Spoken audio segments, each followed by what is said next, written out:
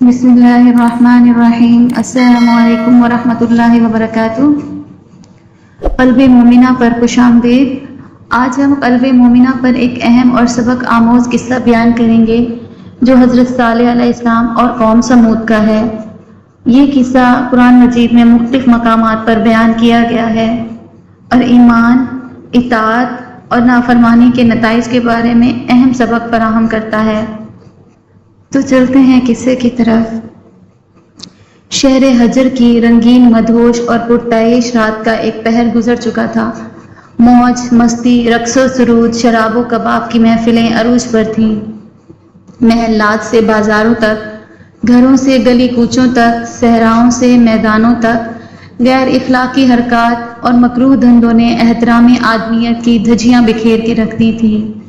مال و دولت کی فراوانی اور نعمت خداوندی کی کثرت نے شہر کے باسیوں کو اللہ سے غافل کر دیا تھا اور شیطان ان کی حیوانی خصلتوں پر قابض ہو چکا تھا۔ یہ ان کا روز و شب کا معمول تھا۔ حکم عدولی اور نافرمانی ان کے لیے کوئی نئی بات نہیں تھی۔ ہاں، اگر کوئی نئی بات تھی تو وہ اللہ کے نبی حضرت صالح علیہ السلام کا یہ فرمان تھا کہ اے میری قوم، تمہارے پاس عیش و عشرت کے لیے صرف 3 دن بچے ہیں، اس کے بعد تم پر سخت ترین عذاب آ جائے گا۔ قوم کی اکثریت نے اپنے نبی کی اس بات کو بھی ماضی کی طرح ہنسی مذاق اور طنز و استہزاء میں اڑا دیا۔ تاہم ان میں سے کچھ ایسے ضرور تھے جو اپنے نبی کی پیش گوئی سن کر بارگاہ الہی میں سجدہ ریز ہو گئے تھے، مگر ان کی تعداد آٹے میں نمک کے برابر تھی۔ وقت کا بے رحم پہیہ نہایت تیزی سے ایک بھیانک صبح کی جانب رواں دواں تھا۔ رات بھر کی موج مستی سے تھکے ہارے لوگ اپنے اپنے گھر جانے کو تھے کہ اچانک انہیں ایک بڑے زور کی چنگھاڑ کی صورت میں عذاب نے آ پکڑا۔ اس زوردار سخت ترین چیخ نے ان سب کے کانوں کے پردے پھاڑ دیے اور ان کے دل پارا پارا ہو گئے۔ ابھی چنگھاڑ کا عذاب ختم بھی نہ ہونے پایا تھا کہ ایک شدید ترین زلزلے نے آ پکڑا اور وہ اپنے گھروں میں اوندے پڑے رہ گئے، اور قوم سمود کو اللہ نے یوں نیست و نابود کر دیا کہ گویا وہاں وہ کبھی آباد ہی نہ تھے۔ یوں اللہ تعالیٰ نے نافرمان اور متکبر قوم سمود کو ہمیشہ کے لیے عبرت کا نشان بنا کر رہتی دنیا تک کے مغرور، بدعمال اور نافرمان لوگوں کو متنبہ فرما دیا کہ نہ صرف آخرت بلکہ دنیا میں بھی تمہارے لیے سخت ترین عذاب موجود ہے۔ سمود کی بستی اور حضور صلی اللہ علیہ وسلم کا حکم۔ حضرت ابن عمر اور حضرت ابوذر سے مروی ہے کہ غزوہ تبوک کے لیے جاتے ہوئے رسول اللہ صلی اللہ علیہ وآلہ وسلم نے حجر قوم سمود کی بستی میں پڑاؤ کیا تو صحابہ نے وہاں کے کنوؤں کا پانی اپنے برتنوں میں بھر لیا اور اسی سے آٹا بھی گوندھ لیا، لیکن حضور صلی اللہ علیہ وآلہ وسلم نے انہیں حکم دیا کہ اپنے برتنوں میں بھرنے والا پانی انڈیل دیں اور گوندا ہوا آٹا جانوروں کو کھلا دیں۔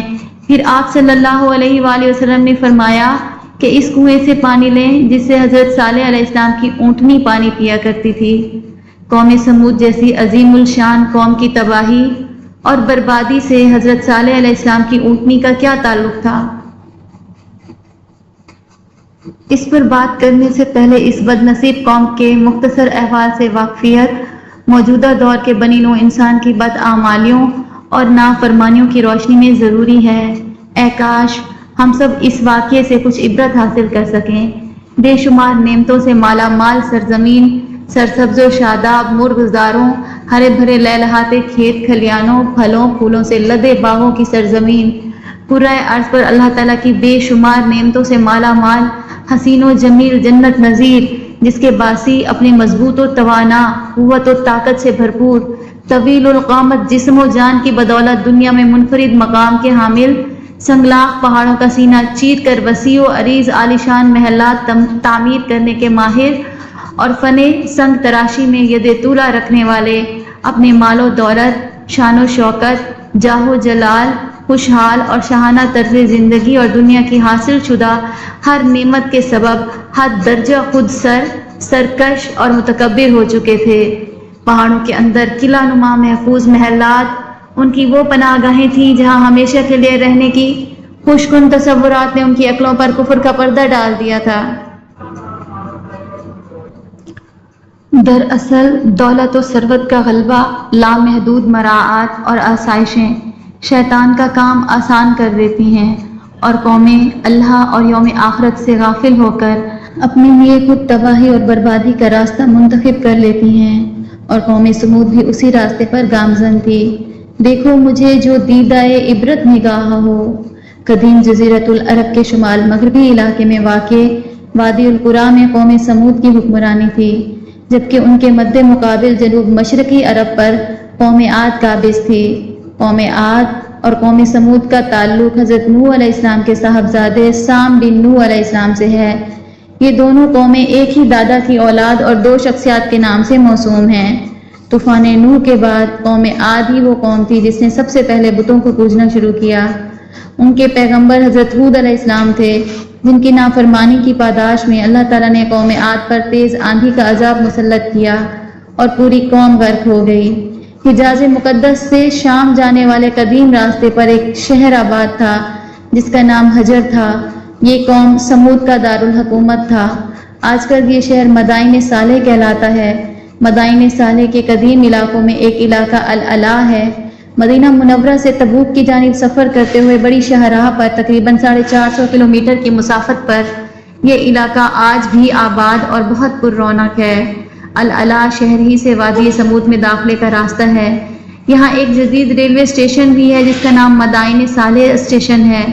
وادی سمود کا یہ لک و دک صحرا 18 سے 20 مربع میل پر پھیلا ہوا ہے، جہاں ہزاروں ایکڑ رقبے پر وہ خوبصورت تاریخی عمارات ہیں جنہیں قوم سمود نے سرخ سنگلاخ پہاڑوں کا سینہ چیر کر تراشا تھا۔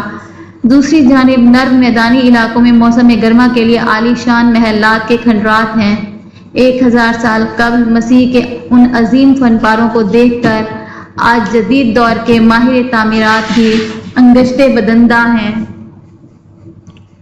سرخ پہاڑوں کے اندر اس شہر خاموشاں کے ہزاروں ویران تاریخی عمارتیں اپنے مکینوں کی بدعمالیوں اور نافرمانیوں کے سبب عذاب الہی کے ذریعے ہونے والی تباہی کی چشم دید گواہ ہیں، اور دور جدید کی نافرمان قوموں کو یہ پیغام دیتی نظر آتی ہیں، دیکھو مجھے جو دیدۂ عبرت نگاہ ہو۔ قوم سمود ہی میں سے اللہ تعالیٰ نے خدا ترس اور نیک انسان کو نبوت کے منصب پر فائز فرمایا۔ ارشاد باری تعالیٰ ہے، اور ہم نے سمود کی طرف ان کے بھائی صالح کو بھیجا۔ حضرت صالح علیہ السلام اپنی قوم کو راہ راست پر لانے کے لیے دن رات کوشش کرتے رہے۔ اے میری قوم، تم اللہ کی عبادت کرو، اس کے سوا تمہارا کوئی معبود نہیں، اسی نے تمہیں پیدا کیا، اس سے تم مغفرت مانگو اور اس کی آگے توبہ کرو۔ اس کے جواب میں ان کی قوم کہتی، اے صالح، تم ہمیں ان چیزوں سے روکتے ہو جنہیں ہمارے بزرگ پوچھتے چلے آئے ہیں، اور جس بات کی طرف تم ہمیں بلاتے ہو اس میں ہمیں قوی شبہ ہے۔ حضرت صالح علیہ السلام جوانی کے زمانے سے قوم کو دین کی دعوت دیتے ہوئے بوڑھے ہو گئے۔ چنانچہ ایک دن قوم کے سرداروں نے حضرت صالح سے کہا کہ اگر تم واقعی اللہ کے سچے رسول ہو تو ہماری فلاں پہاڑی جس کا نام کاتبہ ہے اس کے اندر سے ایک ایسی اونٹنی نکال دو جو 10 ماہ کی گابھن اور قوی اور تندرست ہو۔ قرآن کریم میں ارشاد باری تعالیٰ ہے، اور وہ کہنے لگے تم جادو زدہ ہو، تم اور کچھ نہیں، بس ہماری ہی طرح کے آدمی ہو، اگر سچے ہو تو کوئی نشانی پیش کرو۔ یعنی انہوں نے اپنے نبی سے معجزے کی فرمائش کر دی۔ ناقۃ اللہ کا ظہور۔ حضرت صالح علیہ السلام نے ان سے عہد لیا کہ اگر میں تمہارا یہ مطالبہ پورا کر دوں تو پھر تو تم سب ایمان لے آؤ گے۔ جب سب نے عہد کر لیا تو حضرت صالح علیہ السلام اللہ کے حضور سر بسجود ہو گئے، یہاں تک کہ اللہ نے اپنے نبی کی دعا قبول فرمائی۔ اچانک سامنے کی پہاڑی میں جنبش پیدا ہوئی، چٹان کے 2 ٹکڑے ہوئے اور اس میں سے ایک خوبصورت تندرست و توانا گابھن نمودار ہوئی۔ پوری قوم نے اس حیرت انگیز معجزے کو اپنی جاگتی آنکھوں سے دیکھا، لیکن قوم کے ایک سردار جندہ بن عمر اور اس کے چند ساتھیوں کے علاوہ کوئی ایمان نہیں لایا۔ اس موقع پر حضرت صالح علیہ السلام نے اپنی قوم سے فرمایا، اے میری قوم، یہ ناقۃ اللہ ہے، یعنی اللہ کی اونٹنی ہے جو تمہارے لیے ایک معجزہ ہے۔ اب تم اسے اللہ کی زمین میں چھوڑ دو اور اسے کسی طرح کا ایذا نہ پہنچاؤ، ورنہ فوری عذاب تمہیں پکڑ لے گا۔ اونٹنی اور اس کا نومولود بچہ سارا دن نخلستان میں چرتے رہتے۔ قوم سیر ہو کر اونٹنی کا دودھ پیتی، لیکن وہ کم نہ ہوتا۔ حضرت صالح علیہ السلام نے کنویں کے پانی کو بھی تقسیم کر دیا تھا ایک دن اونٹنی پانی پیتی تھی اور ایک دن سمود کے لوگ۔ ارشاد باری تعالیٰ ہے، صالح علیہ السلام نے اپنی قوم سے کہا، ایک دن اس اونٹنی کے پانی پینے کی باری ہے اور ایک معین روز تمہاری باری، لیکن اسے کوئی تکلیف نہ دینا، نہیں تو تمہیں سخت عذاب آ پکڑے گا۔ اونٹنی کو جان سے مارنے کا فیصلہ۔ اللہ تعالیٰ قرآن مجید میں فرماتا ہے، اے صالح، ہم نے اونٹنی کو ان کی آزمائش کے لیے بھیجا ہے، تو تم انتظار کرو اور صبر کرو۔ ابھی کچھ ہی عرصہ گزرا تھا کہ قوم کو اونٹنی کی موجودگی کھٹکنے لگی۔ دن بھر آزادی سے گھومنا پھرنا اور اپنی باری پر ایک ہی سانس میں پورے کنویں کا پانی پی جانا ان کے لیے پریشان کن تھا۔ چنانچہ شیطان کے اکسانے پر انہوں نے اونٹنی کو جان سے مارنے کا فیصلہ کر لیا۔ قوم کے سرداروں نے یہ کام 2 حسین ترین خواتین کو سونپا۔ ان عورتوں نے شراب و شباب کے رسیا 2 اوباش نوجوانوں مصرع اور کدار کو اپنی خوبصورت بچیوں سے شادی کے عوض ناقۃ اللہ کے قتل پر آمادہ کیا، جن کے ساتھ مزید 7 اوباش نوجوان بھی شامل ہو گئے۔ قرآن پاک میں اللہ تعالیٰ نے حضرت صالح علیہ السلام کا واقعہ بیان کرتے ہوئے فرمایا، شہر میں 9 افراد کی ایک جماعت تھی جو ملک بھر میں فساد مچاتے پھرتے اور اصلاح نہیں کرتے تھے۔ ناقۃ اللہ کا قتل۔ پھر ایک دن ان شقی القلب 9 افراد کی جماعت اونٹنی کے انتظار میں کنویں کے پاس گھات لگا کر بیٹھ گئی، جبکہ قوم کے لوگ اللہ کے عذاب کے ڈر سے چھپ کر یہ دل خراش منظر دیکھنے لگے۔ حسب معمول اونٹنی پانی پینے کے لیے کنویں کے قریب آئی تو مصرع نامی شخص نے کمان سیدھی کی اور اونٹنی پر چلا دیا، جو اس کی پنڈلی میں پیوست ہوا اور ٹانگ سے خون کا فوارہ جاری ہو گیا۔ یہ منظر دیکھ کر باقی لوگ خوف زدہ ہو گئے اور پیچھے ہٹ گئے۔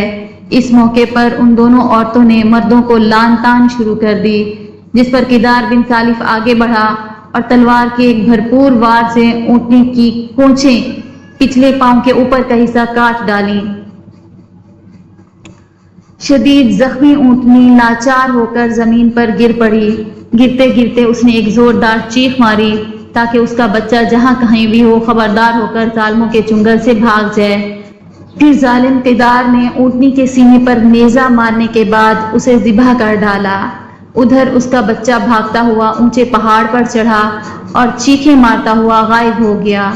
اونٹنی کے قتل کے ارتکاب کے بعد قوم سمود کے ان 9 افراد نے حضرت صالح علیہ السلام کو قتل کرنے کا پروگرام بنایا اور اسی رات حضرت صالح علیہ السلام کی گزرگاہ کے ساتھ ایک پہاڑ کی گھاٹی میں چھپ کر بیٹھ گئے تاکہ حضرت صالح علیہ السلام وہاں سے گزریں تو انہیں قتل کر دیں۔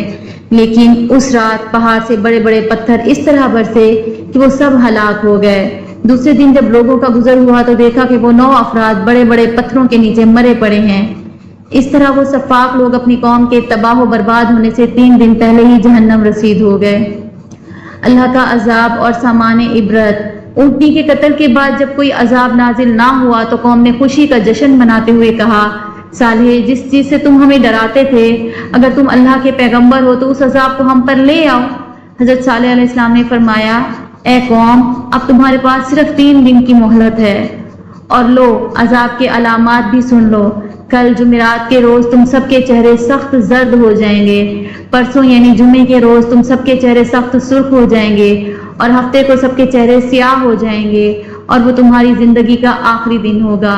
ان تینوں پیش گوئیوں کے سچ ہونے کے باوجود وہ قوم چہروں کی رنگت کی تبدیلی کو معمولی جادوئی اثرات سمجھتے ہوئے معمول کے مطابق عیش و عشرت میں مصروف رہی، یہاں تک کہ چوتھے دن کی صبح اوپر سے سخت ہیبت ناک چنگھاڑ اور زمین کے شدید زلزلے نے ان سب کو آنن فانن جہنم رسید کر دیا، اور اللہ تعالیٰ نے ان کی بستیوں کو آنے والی نسلوں کے لیے عبرت گدہ بنا دیا۔ اللہ تعالیٰ ہم سب کو اپنی نافرمانیوں سے محفوظ رکھے اور ہمارا نام اپنے فرما بردار لوگوں میں لکھ دے، آمین یا رب العالمین۔ اگر آپ چینل پر نئے ہیں تو چینل کو سبسکرائب کریں، ویڈیو کو لائک کریں اور شیئر کریں۔ جزاک اللہ خیرن۔